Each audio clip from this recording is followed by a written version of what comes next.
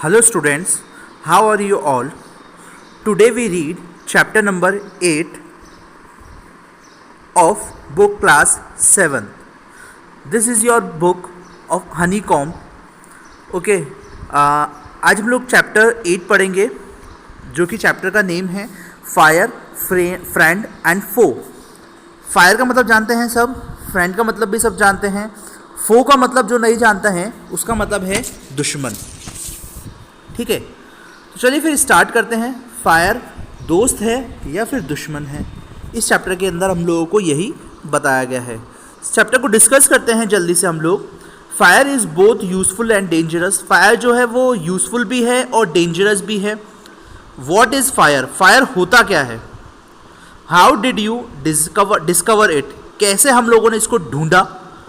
How do we control it? और हम लोग कैसे इसके ऊपर कंट्रोल कर सकते हैं? Fire, friends and foe. Early man didn't know that fire was, but he must have seen the damage it could cause. आदि मानव नहीं जानते थे आग क्या होती है, पर उसने यह अवश्य देखा होगा कि इससे क्या नुकसान हो सकता है। He must have watched lightning and volcanoes long before he began to use fire himself. आग का उपयोग करने से पहले उसने मेघ मतलब बादल, बिजली और ज्वालामुखी को अवश्य देखा होगा। Fire was powerful and dangerous and he was frightened. आग बहुत ज़्यादा शक्तिशाली और ख़तरनाक होती थी और बहुत ज़्यादा डरावनी भी होती थी। फ्रेटेंड मतलब होता है भयभीत, डरावनी। Fire may have puzzled early man, but we know now that fire is the result of chemical reaction. आग ने आदिमानव को तो उलझन में डाल दिया होगा, पर आज हम जानते हैं कि आग एक रासायनिक प्रतिक्रिया है। When the oxygen in the air combines with carbon and hydrogen in a fuel, a chemical reaction takes place. जब वायु में उपस्थित ऑक्सीजन किसी ईंधन में मौजूद कार्बन और हाइड्रोजन से जुड़ी होती है तो यह एक रासायनिक प्रक्रिया शुरू हो जाती है। Energy in the form of heat and light is released in this process. This is what we call fire. इस प्रक्रिया में ताप और प्रकाश के रूप में ऊर्जा बाहर निकलती है, इसी को हम आग कहते हैं। 3 things are needed to make fire: fuel, oxygen and heat. आग को प्रज्वलित करने के लिए 3 चीज़ों की ज़रूरत होती है: ईंधन, ऑक्सीजन और ताप। Wood, coal, cooking gas and petrol are some example of fuel. Oxygen comes from the air. लकड़ी, कोयला, रसोई गैस और पेट्रोल ईंधन के कुछ उदाहरण हैं। Oxygen comes from the air. Oxygen वायु से हमें मिलती है। That is why when you blow on some smoldering paper, it often bursts into flame. इसी कारण जब आप जलते कागज पर फूंक मारते हैं तो उसमें लपटें उठने लगती है। The third thing needed to make fire is heat. आग जलाने के लिए तीसरी जरूरत होती है ताप की, हीट की। Fuel and oxygen do not make fire by themselves और एल्स अ न्यूज़पेपर और a stick lying in the open would catch fire on its own. ईंधन और ऑक्सीजन स्वयं आग की रूप नहीं ले सकते हैं, अन्यथा समाचार पत्र या सूखी लकड़ी जो खुली में पड़ी है उसमें आग अपने आप लग जाती है। To burn a piece of paper or wood, we heat it before it catches fire. किसी कागज या लकड़ी को जलाने हेतु हमें ताप की ज़रूरत होती है। We generally do it with lighted match. एक माचिस की तीली को जलाकर यह ताप पैदा कर लेते हैं। We generally do it with a lighting match. Every fuel has particular temperature at which it begins to burn. हर ईंधन के विशिष्ट तापमान पर जलाया जाता है। This temperature is called flash point और kindling temperature of the fuel. इसे ईंधन का ज्वलन बिंदु या ज्वलनशील ताप कहते हैं। It is sometimes sad that fire is good servant but a bad master. कभी कभी यह कहा जाता है कि आग सेवक के रूप में तो अच्छी होती है पर स्वामी के रूप में बहुत ज़्यादा बुरी होती है। It only means that fire is very useful as long as it kept under control। इसका अर्थ है कि आग जब तक नियंत्रण में रहती है बहुत ज़्यादा उपयोगी होती है। For instance, we used to cook our food, warm our homes in winter and generate electricity।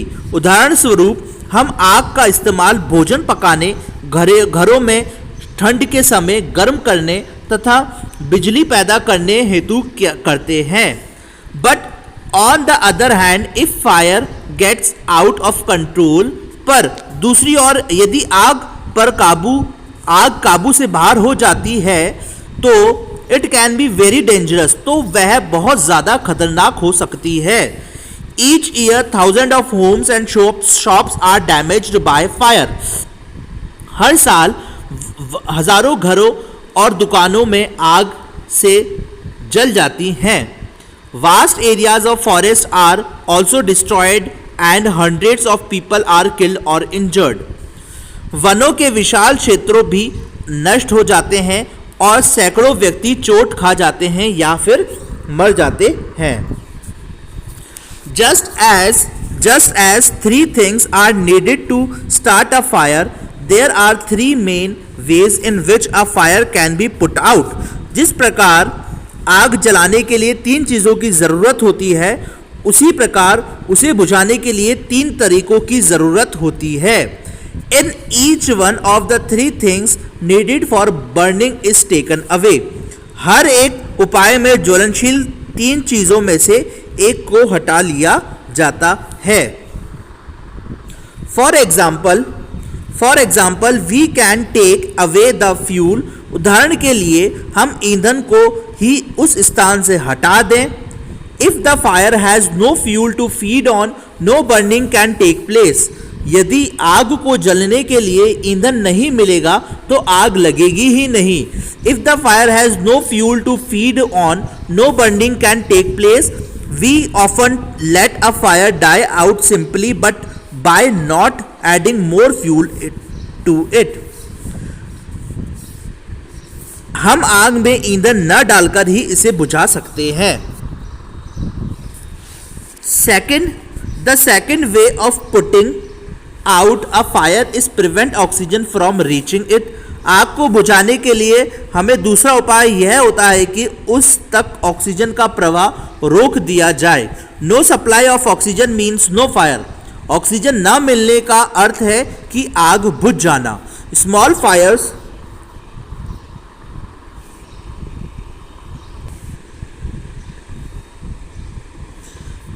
Fyers can be put out और smothered with a dump blanket or a sack। छोटी मोटी हम गीला कंबल या बोरी डालकर बुझा लेते हैं। छोटी मोटी आग को हम लोग गीला कंबल या फिर बोरी डालकर बुझा लेते हैं। This stops oxygen reaching the burning material. यह जलती सामग्री तक ऑक्सीजन नहीं पहुंचने देती है। Sometimes carbon dioxide is used to extinguish fire. कभी कभी आग बुझाने के लिए कार्बन डाइऑक्साइड का भी इस्तेमाल करते हैं। It does not allow oxygen to reach the burning material. यह जलती वस्तु तक ऑक्सीजन नहीं पहुंचने देती है।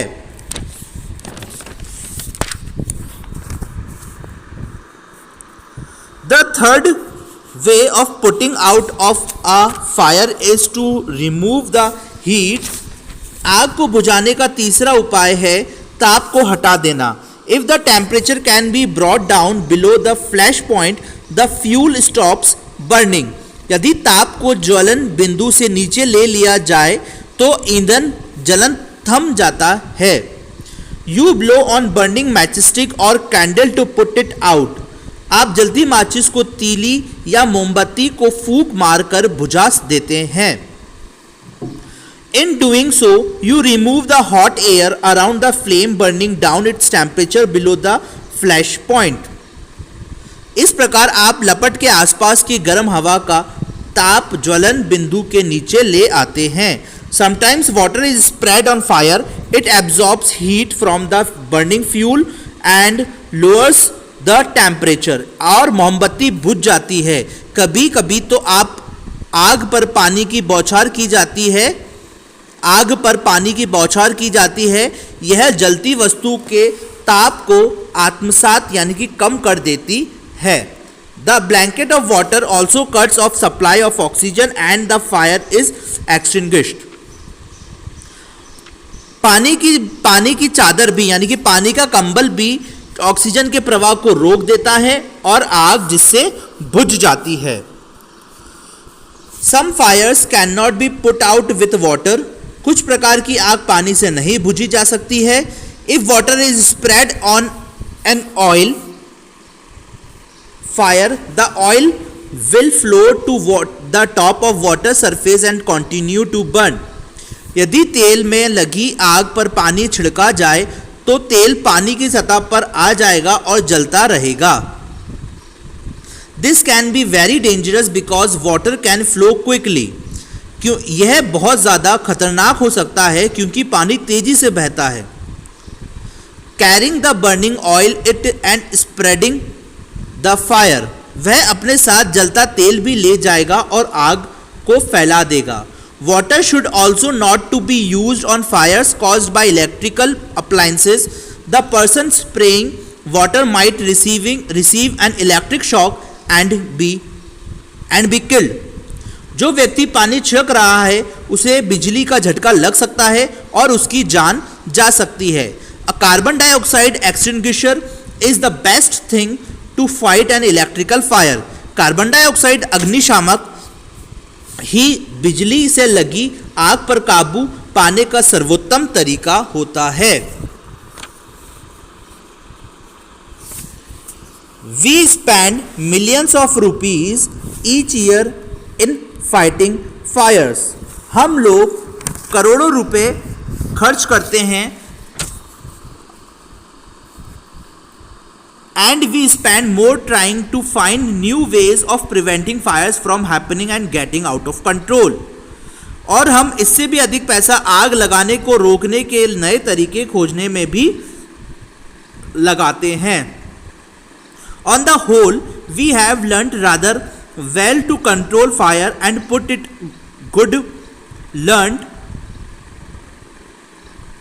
We have learnt rather well to control fire and put it to good use in our everyday life. हमने आग को नियंत्रित करने के तरीका आसानी भली भांति सीख लिया है और अपने दैनिक जीवन में उसका सदुपयोग करना भी जान गए हैं. Long ago there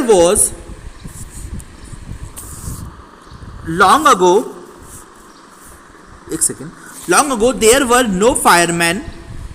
बहुत समय पहले पेशेवर अग्निशामक नहीं हुआ करते थे. When fire broke out, everybody become a free firefighter. और जब भी कभी आग लगती थी हर व्यक्ति आग बुझाने में जुट जाया करता था. People formed human chains. They still do it if required and passed bucket of water from a well or pond to blaze.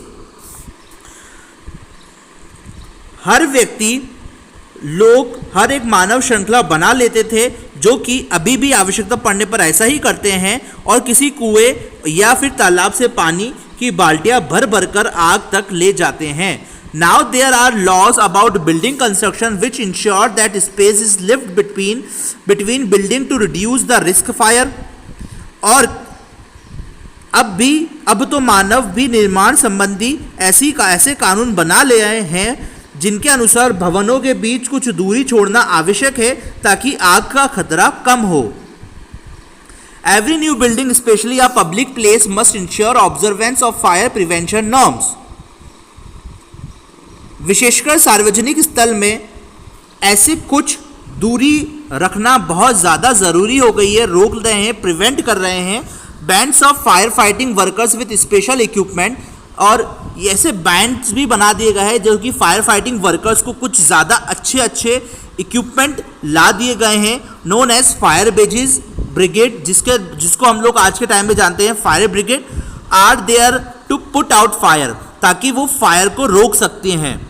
Fire fighters are highly trained people, जो फायर फाइटर्स जो होते हैं वो बहुत ज़्यादा ट्रेंड होते हैं। दे pauses many skills, उनको बहुत सारी स्किल्स सिखाई जाती है।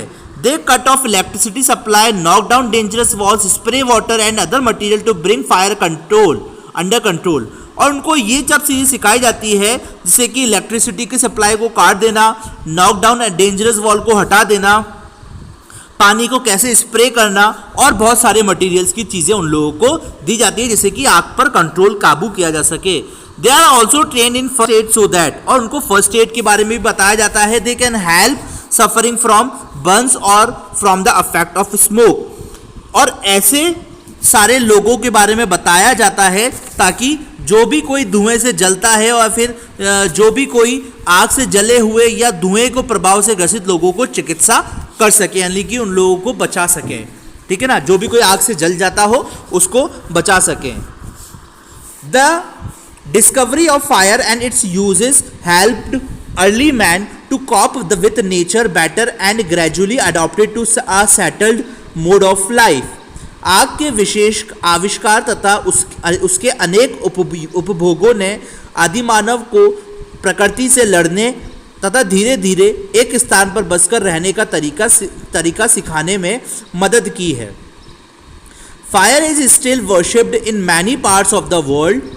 आज भी विश्व के बहुत सारे स्थानों पर आग की पूजा की जाती है। Fire is indeed a friend, but as we know it can be dangerous enemy once it gets out of control।